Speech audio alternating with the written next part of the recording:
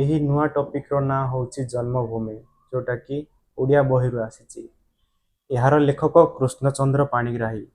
ଜନ୍ମ ବର୍ଷ 1909 ଓ ମରଣ ବର୍ଷ 1987। ଚାଲନ୍ତୁ ଜାଣିବା ତାଙ୍କର ପରିଚୟ। ପ୍ରସିଦ୍ଧ ଐତିହାସିକ ଓ ପ୍ରାବନ୍ଧିକ କୃଷ୍ଣଚନ୍ଦ୍ର ପାଣିଗ୍ରାହୀ ମୟୂରଭଞ୍ଜ ଜିଲ୍ଲାର ଖିଚିଙ୍ଗଠାରେ ଜନ୍ମଗ୍ରହଣ କରିଥିଲେ। ଅଧ୍ୟାପନା ସହିତ ପ୍ରତ୍ନତତ୍ତ୍ୱ ଗବେଷଣାରେ ବ୍ୟାପୃତ ରହି ସେ ବହୁ ନୂତନ ଐତିହାସିକ ତଥ୍ୟର ସନ୍ଧାନ କରିଥିଲେ। ଭୁବନେଶ୍ୱରର ପ୍ରତ୍ନତାତ୍ତ୍ୱିକ ଅବଶେଷ ବିଷୟରେ ଇଂରାଜୀରେ ଲିଖିତ ତାଙ୍କର ଗବେଷଣା ଗ୍ରନ୍ଥ ଅତ୍ୟନ୍ତ ଉପାଦେୟ ଭାବରେ ସୃଷ୍ଟ। ଓଡ଼ିଆ ଭାଷାରେ ମୌଳିକ ପ୍ରବନ୍ଧ ଲେଖି ପ୍ରତିଭାବାନ କୃଷ୍ଣଚନ୍ଦ୍ର ପାଣିଗ୍ରାହୀ ଓଡ଼ିଆ ସାହିତ୍ୟର ଇତିହାସରେ ସ୍ୱତନ୍ତ୍ର ସ୍ଥାନର ଅଧିକାରୀ ହୋଇଛନ୍ତି।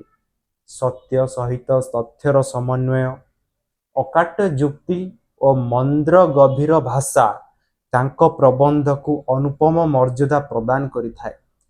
ପ୍ରବନ୍ଧ ମାନସ, ଇତିହାସ ଓ କିମ୍ବଦନ୍ତୀ, ସାରଳା ସାହିତ୍ୟର ଐତିହାସିକ ଚିତ୍ର ଓ ତାଙ୍କ ଆତ୍ମଜୀବନୀ ମୋ ସମୟର ଓଡ଼ିଶା ପ୍ରଭୃତି ତାଙ୍କର ପ୍ରଧାନ କୃତି।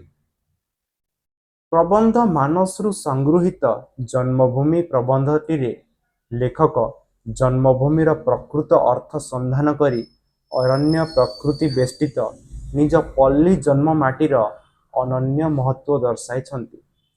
ଗ୍ରାମରୁ ରାଜ୍ୟ, ରାଜ୍ୟରୁ ଦେଶ ଓ ବିଶ୍ୱବାସୀ ହେବା ପାଇଁ ଏବଂ ମହାନତାର ଅନୁଭବ କରିବା ପାଇଁ ପ୍ରଥମେ ପଲ୍ଲୀରୁ ଆରମ୍ଭ କରିବାକୁ ଆହ୍ୱାନ ଦେଇଛନ୍ତି।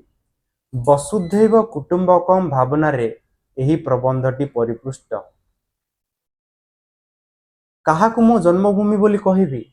ଏହି ବିଶାଳ ପୃଥିବୀ, ବିଶାଳ ଏରିଆ ମହାଦେଶ ଓ ବିଶାଳ ଭାରତବର୍ଷ, ଓଡ଼ିଶା ଦେଶ ବା ମୋର ଜନ୍ମସ୍ଥାନ ପଲ୍ଲୀଗ୍ରାମ, ଏମାନଙ୍କ ମଧ୍ୟରୁ କେହି କାହାରି ଠାରୁ ବିଚ୍ଛିନ୍ନ ନ ହୋଇଥିବାରୁ ବ୍ୟାପକ ଅର୍ଥରେ ଏହି ସମସ୍ତ ମୋର ଜନ୍ମଭୂମି ହେଲେ ହେଁ ମାତୃଗର୍ଭରୁ ପଡ଼ି ଯେଉଁଠାରେ ପ୍ରଥମେ ଭୂମି ସ୍ପର୍ଶ କଲି, ଯେଉଁଠାରେ ରୂପ, ରସ, ଗନ୍ଧ, ସ୍ପର୍ଶର ପ୍ରଥମ ପରିଚୟ ପାଇଲି, ବିଷମ ବିପାକ ବେଳେ ଯେ ଅଞ୍ଚଳ ଫଳ, ପୁଷ୍ପ, ଶାକ, ତଣ୍ଡୁଳକୁ ଢାଳି ଶିଶୁ ପ୍ରାଣକୁ ପରିପୁଷ୍ଟ କଲା, ସେ ହିଁ ମୋର ଜନ୍ମଭୂମି। ସେ ହିଁ ମୋର ମାତା, ଧାତ୍ରୀ ଓ ଶିକ୍ଷୟିତ୍ରୀ। ଆୟୁ ସୂର୍ଯ୍ୟ ଯେତେ ବେଶୀ ଘନିଷ୍ଠ ହେବାର କଥା, କିନ୍ତୁ ଏ ସମ୍ବନ୍ଧ ଦିନକୁ ଦିନ କ୍ଷୀଣ ହୋଇଯାଉଛି, ସତେ ଯେପରି ଲୀନ ହେବାକୁ ବସିଛି। ସମୟ ସ୍ରୋତରେ ନିଃସହାୟ ଶୁଷ୍କ ତୃଣ ପରି ମୁଁ ଭାସି ଚାଲିଛି। ମୋର ଜନ୍ମଭୂମିକୁ ଫେରି ପାଇବା ପାଇଁ ମୋର ନୈତିକ ସାହସ ନାହିଁ। ଏହା ଭିତରେ ମୋର ଜନ୍ମଭୂମି ହୋଇଯାଇଛି।